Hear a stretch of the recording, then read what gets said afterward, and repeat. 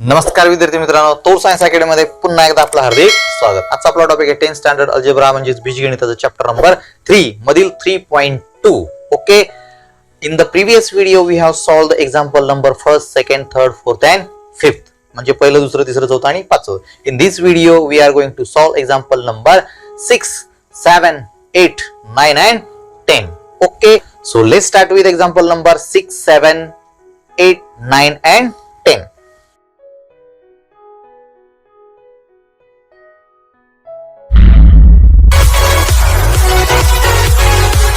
Okay, so let's start with practice set number 3.2, question number 6. So question is, find how many 3-digit natural numbers are divisible by 5. म्हणजे 3 अंकी नैसर्गिक संख्या ज्यांना 5 ने भाग जाणार आहेत अशा संख्या किती आहेत ते आपल्याला शोधायचं आहे. ओके, सो 5 ने भाग जाणाऱ्या 3 अंकी संख्या किती आहेत तेच काढायचंय ना. मग काय असतील त्या संख्या? 3 अंकी संख्या चालू कुठून होतात रे? 100 पासून. ओके, मग 100 ला 5 ने भाग जातोय का? आता 5 ने भाग जाणार आहे. Divisible by 5 means the numbers in multiple of 5. 5च्या पटीतल्या संख्या असतील की नाही, म्हणजे 5च्या फरकाच्याच. ओके, सो मग 3 digit natural number divisible by 5 काय असतील? 100 ला तर 5 ने भाग जातोच की, कारण शेवटी 0 आहे म्हणल्यानंतर 5 ने भाग जाणाऱ्या संख्या म्हणजे कोणत्या संख्या? संख्या ज्याच्यावरती 0 असतं किंवा शेवटी 5 असतं त्याला 5 ने भाग जातोच की. मग 100 आलं. आणि मल्टिपल ऑफ 5 म्हणजे 5च्या फरकाने पुढच्या संख्या असतील, that is 105, 100, 110. Okay, dot dot dot. आता 3 अंकी संख्या कुठे संपतात? ज्या ठिकाणी 4 अंकी संख्या चालू होतील, where the 4 digit number start just before the 3 digit number last. म्हणजेच काय, तर या ठिकाणी तुम्हाला 999 या ठिकाणी तुमच्या 3 अंकी संख्या संपतात. ओके, मग आता 999 ला 5 ने भाग जातोय का? नाही जाणार आहे. मग 998 ला जाणार आहे का? नाही. 997 ला जाणार आहे का? नाही. So is it divisible by 5? No. So 995. So this number is divisible by 5 because the last digit is 5. मग शेवटी 5 असेल तर त्याला 5 ने भाग जातो की नाही, म्हणून आपण शेवटची संख्या 3 अंकी म्हणून काय घेऊ शकतो? 995. That's it. ओके, आता शेवटची संख्या मग 100, 105, 110, 115, 120 असं मोजत मोजत 995 पर्यंत गेल्यानंतर आपल्याला टोटल संख्या किती आहेत ते मोजायचंय. आलं लक्षामध्ये? याचा अर्थ 995 ही तुमची शेवटची संख्या झाली. पण शेवटची संख्या कोणत्या स्थानावर आहे ते काढायचं, म्हणजेच तुम्हाला n काढायचं आहे या ठिकाणी. म्हणजे how many numbers divisible by 5 you will get by knowing n only. Okay, n काढला तुम्हाला तर तुम्हाला बरोबर कळेल की किती संख्या 5 ने भाग जाणाऱ्या आहेत. आता ही जी लास्ट टर्म दिलेली आहे त्याला आपण काय म्हणतो? nth टर्म म्हणजे शेवटचं पद. आणि शेवटचं पद म्हणजे काय असतं?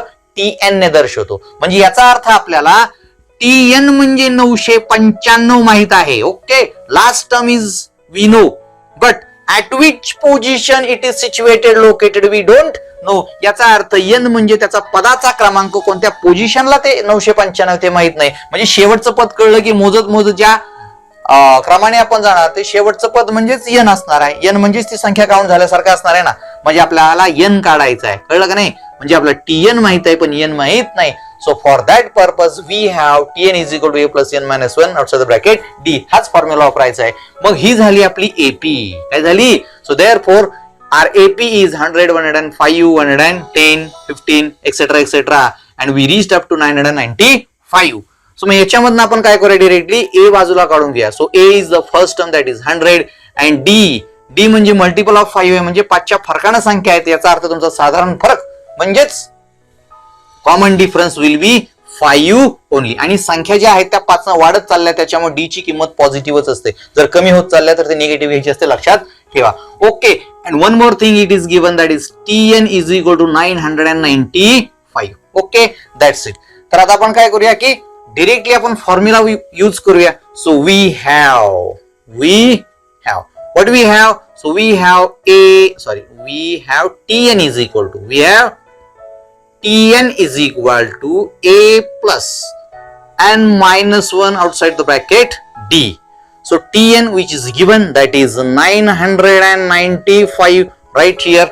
Okay, so 995 is equal to a. So take a as 100 plus n. So n we don't know.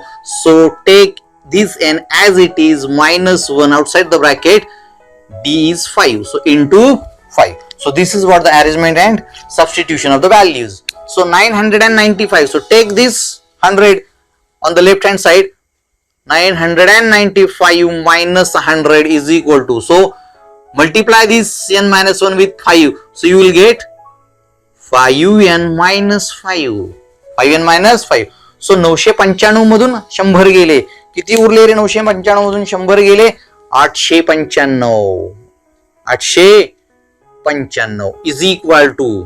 आता इज इक्वल टू म्हणण्यापेक्षा एक स्टेप इथं वाढून आपण लिहूया आता -5. So take this 5 again to the left hand side. So you will get 895 plus 5 is equal to 5n. So I will get 900. So I'll write on the right hand side. उजवीकडे जर लिहितो मी, मला भेटेल 900 बरोबर 5n. 900 बरोबर 5n.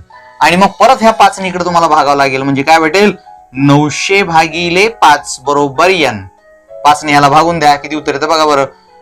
5 1 5. Okay. खाली राहिले 5 1 5. खाली राहिला 1. सॉरी 4 राहिले. 5 8 40 आणि परत वरचा 0. 180. So n is equal to 180. n ची किंमत भेटली आपल्याला. याचा अर्थ 995 हे n म्हणजेच 180व्या क्रमांकावर आहे जी लास्ट आहे. याचा अर्थ सरळ मोजत गेलो 180व्या पदापर्यंत तर आपल्याला कळेल की there are 180 terms, 180 numbers, 3 digit number which are divisible by 5. Okay, that's it. आपल्याला हेच तर शोधायचं होतं. मग आपण लिहिणार काय? Therefore 3 digit natural number divisible by 5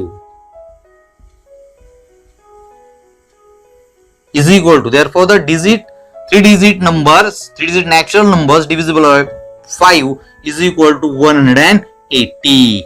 That's it. Okay, question number 7. The 11th term and the 21st term of an AP are given 16 and 29 respectively. Then find the 41th term of that AP. म्हणजे एका अंकगणित श्रेणीचे आपल्याला 11वी term 16 आणि 21st term is given, that is 29, and we have to find 41th term. एक अंकगणित श्रेणी आहे जी काय आपल्याला अंकगणित श्रेणी सारखी सिक्वेन्स सारखी दिलेली नाहीये, पण त्यातल्या 2 टर्म्स दिलेत. ह्या 2 टर्म दिलेले आहेत. ओके, आणि 41वा टर्म काढायचा आहे. मग असं गणित कसं सोडवायचं? Very simple. फक्त लक्ष द्या, तुम्ही कॉन्सन्ट्रेट करा या ठिकाणी. असं जर दिला असेल की एकही फक्त टर्म दिले असतील आदल्या मधल्या कुठल्याही, तर त्याचे इक्वेशन तयार करायचे. आलं लक्षात? सायमल्टेनियस इक्वेशन तयार करायची आणि गणित सोडवायचं. एवढं सोपं आहे. बघा कसं कर, तुम्ही लक्ष द्या जरा.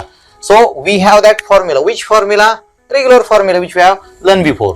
So T11 is equal to 16 and T21 is equal to 29. We have to find T41. That is question mark. Okay. So we have. So what we have? So we have Tn nahi ka?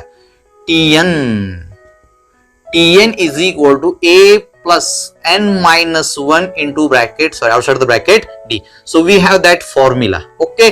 आता या formula मध्ये किंवा गणित सोडवताना आपल्याला 41 term काढायची. कुठलीही term काढायची म्हटली की we need A and we need D and N as well. So N आपल्याकडे आहे म्हणजेच किती 41 आहे, परंतु ए आणि डी माहित आहे का? नाहीये. मग ते आधी आपण काढून घ्यायचं and then proceed to T41. So for that purpose we should make 2 simultaneous equation from these 2 terms. आलंय का लक्षामध्ये? त्याच्यासाठी आपल्याला हा फॉर्म्युला वापरावा लागेल. So we have T11. So T11 पासून ह्या फॉर्म्युल्यामध्ये काय तयार होईल बघा. T11 is equal to A we don't know plus n, that is T11 चा n घ्यायचा. इथे किती घ्यायचा? 11 minus 1 d we don't know माहित नाहीये. मग याच्यापासून काय तयार भेटणार आहे तुम्हाला? तर T11 which is given, that is 16 equal to a as it is because we don't know. 11 minus 1, that is 10, and this into d, 10d. Okay, 10d. So write it in the regular form, that is therefore a plus 10d is equal to 16. Equation number 1. Okay, we can't add 10d plus a and 16 as it is. Okay, So this will be the equation number 1. Okay, similarly म्हणजे तसंच आपल्याला काय करता येईल, T21 काय करता येईल आपल्याला. So we can take or we can form T21 is equal to A plus 21 minus 1 outside the bracket D, because A and D we don't know, but this 21 means N or in this formula. Okay, so again, so T21 is your 29 is equal to A, we don't know, 21 minus 1 that is 20 into D that is D. So make a simple like this. म्हणजे कसं करणार तुम्ही त्याला, सरळ करून तुम्ही त्याला लिहा फक्त. याचा अर्थ तुमचं कसं होणार आहे, that is therefore A plus 20D is equal to 29, equation number 2.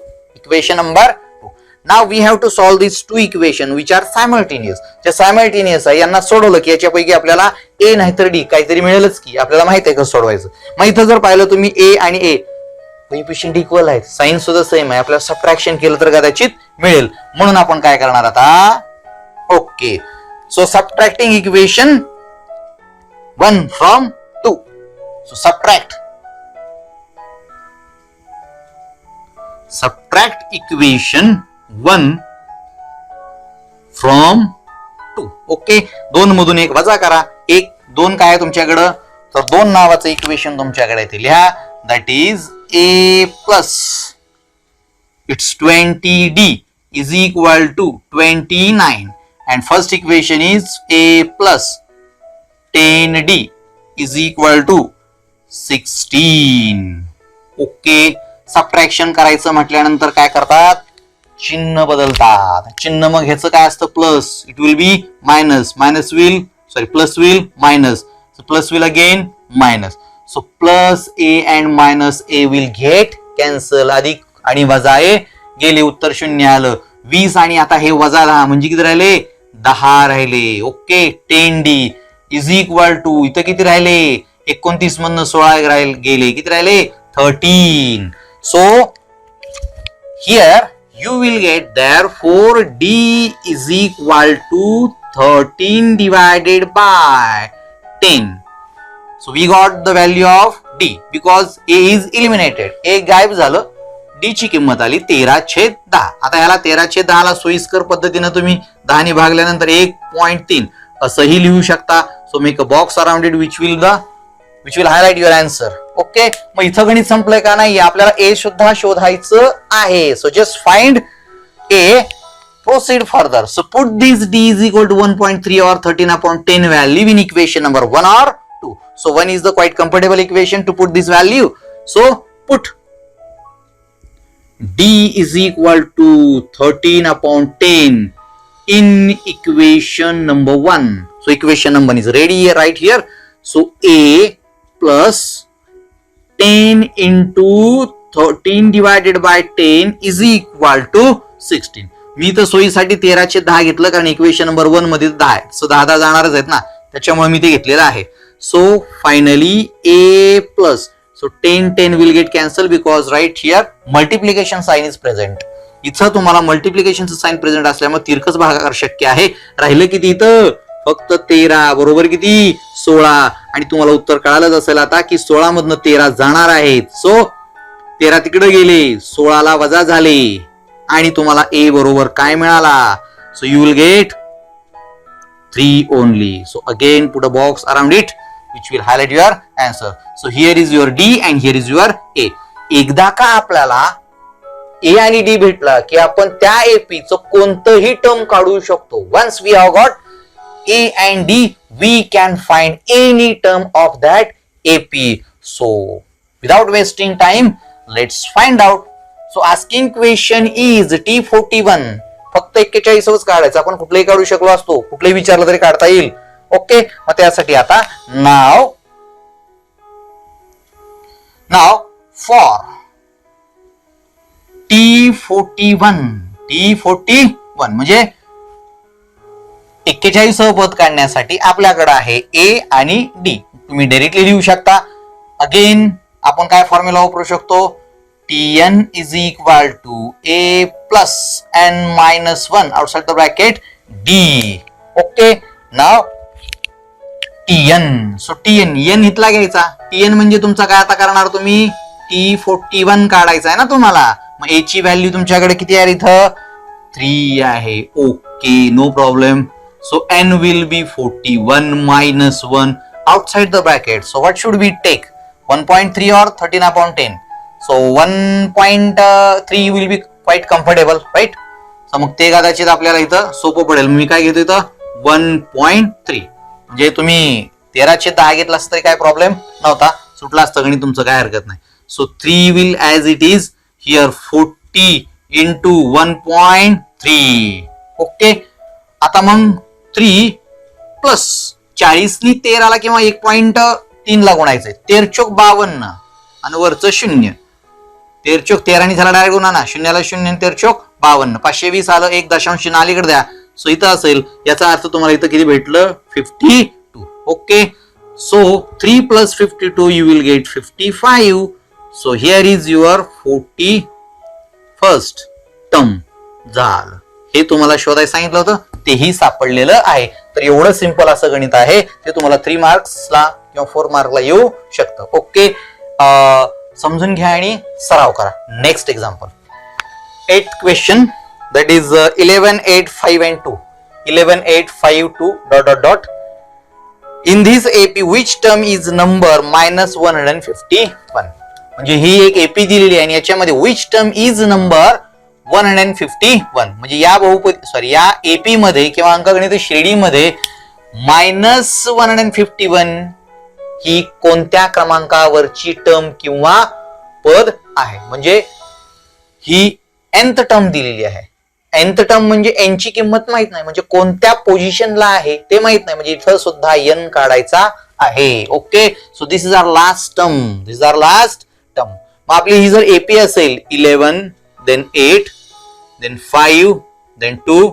Okay, so in this AP आपल्याकडे उपलब्ध माहिती काय काय आहे ते लगेच करू शकतो. So in this AP we have A is equal to 11. आता D कसा काढणार तुम्ही, D तुम्ही कसा काढणार, तर नजरेने काढा असं लगेच, किंवा कच्चं थोडंसं करा. कच्चं जर गेलं तर काय करतो आपण, नेक्स्ट टर्म मधनं प्रिव्हियस टर्म, म्हणजे पुढच्या पदातनं जर मागचं पद वजा केलं तर तुम्हाला लगेच D भेटतो. आणि ही ऑलरेडी AP असल्यामुळं एकदाच फक्त कच्चं करून बघा, काय हरकत नाही. So you will gate -3. Okay, किंवा अजून पुढच्या पदामधनं जर गेलं तरी चालेल, 5 वजा 8 केलं तरी तुम्हाला -3 भेटेल. याचा अर्थ तुमचा D जो आहे तो -3 असणार आहे. So D is equal to -3, write directly as it is. Okay, so there is no need to write T1, T2, T3 and all. काय गरज नाही तसं लिहायची. आता दुसरी गोष्ट, A कळाला, D कळाला, -3 कळाला. आता लास्ट टर्म म्हणजे Tn दिलेला आहे, किती, -151. ओके, याच्या आधीच्या गणितामध्ये म्हणजे 6व्या गणितामध्ये कदाचित तुम्हाला n काढावा लागला होता, बरोबर की नाही. म्हणजे 5 डिव्हिजिबल असणारी जी काही गणित होतं त्याच्यामध्ये. मग Tn is equal to nth term आहे. nth टर्म आहे, पण ही n ची व्हॅल्यू काय, n कळालं तर आपल्याला कळेल ना कितव्या क्रमांकाचं. जसं इथं आपण फर्स्ट टर्म काय 11, second term, third term, fourth term, fifth term, sixth term, 7th term, 8th term, तसं आपल्याला ही कोणती टर्म आहे, कितव्या स्थानावरती आहे, 25th ला आहे, 6th ला आहे, 7th ला आहे, 8th ला आहे, किंवा 10th ला आहे, किंवा 1000 ला आहे, कुठं आहे. So we have to find this n. Okay, so for that purpose again we have the same formula. What is this formula? That is काय आहे बर. So Tn is equal to A plus n minus 1 into outside the bracket D. So out of which Tn is already given. What is it?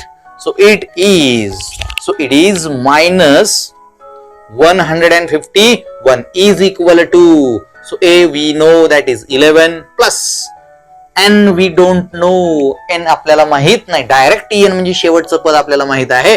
-1 into D we know. So put it into the bracket due to the negative sign. Okay. मग आता काय करा तुम्ही, 11ला इकडे परत shift करा, काय problem नाहीये. 3 याला आतमध्ये गुणून घ्या. So -151 minus 11 is equal to 3 ने आतमध्ये मल्टिप्लाय करा, -3n plus 3. 3 आतमध्ये मल्टिप्लाय केलं मायनस असल्यामुळे -3n मायनस मायनस प्लस 3 झालं. इकडं -151 मायनस 11 म्हणजे -162 you will get is equal to -3n plus 3. Okay.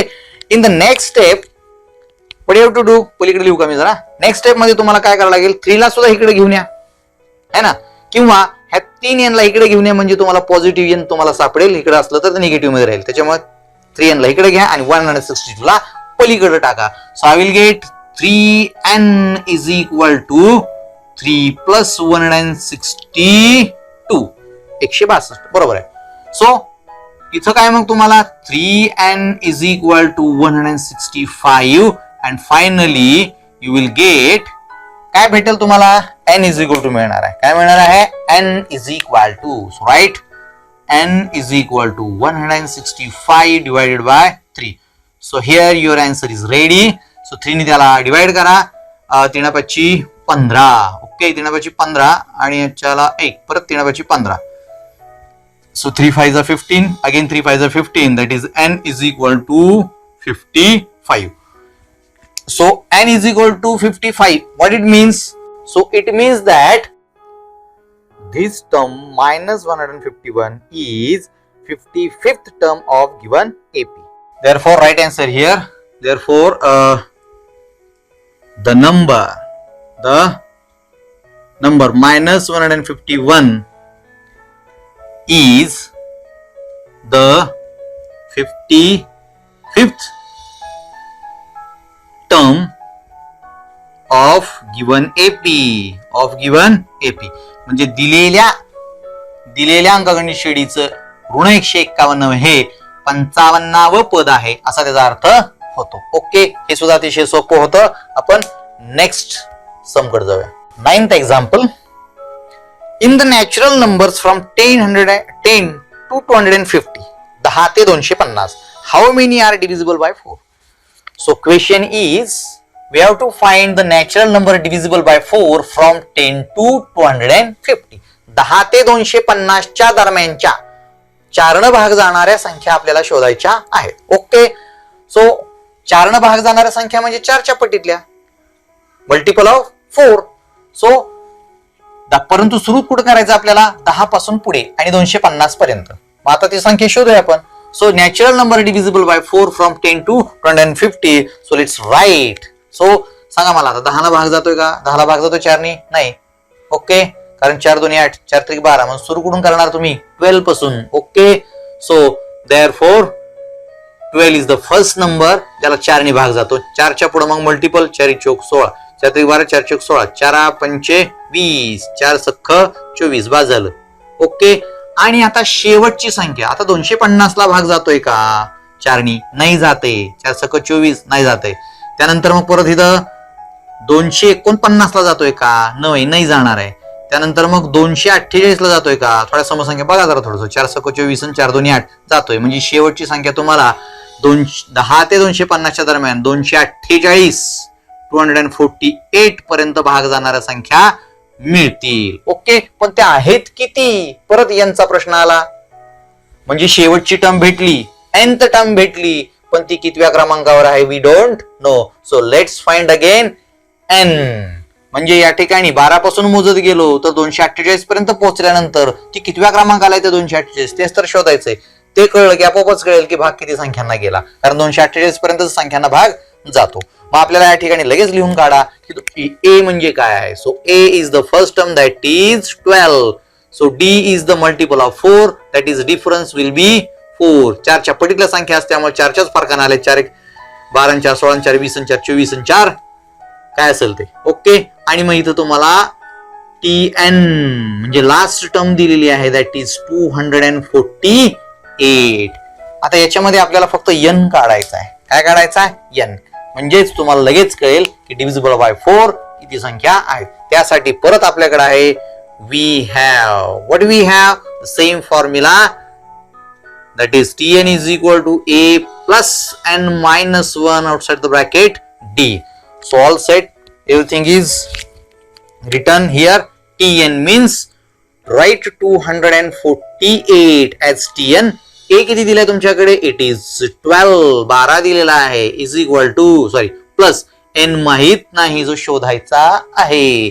-1 as it is, D म्हणजे किती, इट इज 4. सो 248. सो 12 ला इकडे घेऊन या. So 248 minus 12. ओके, इथं प्लस मध्ये होतं त्याच्यामुळे इकडे घेऊन आलं. यांना घेऊन येता येत ना, 4 ने आतमध्ये मल्टिप्लाय करा, you will gate 4n - 1. 4n - 1. 248 मधून 12 गेले, किती उरले रे, 236. 236 आणि इकडे किती उरलं, 4n - 1. ओके, आता 1 ला परत इकडे घेऊन या, किती होणार आहे तुमच्याकडे,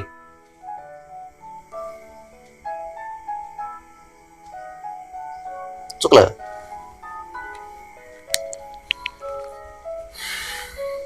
राहते तसं राहते तसं राहते.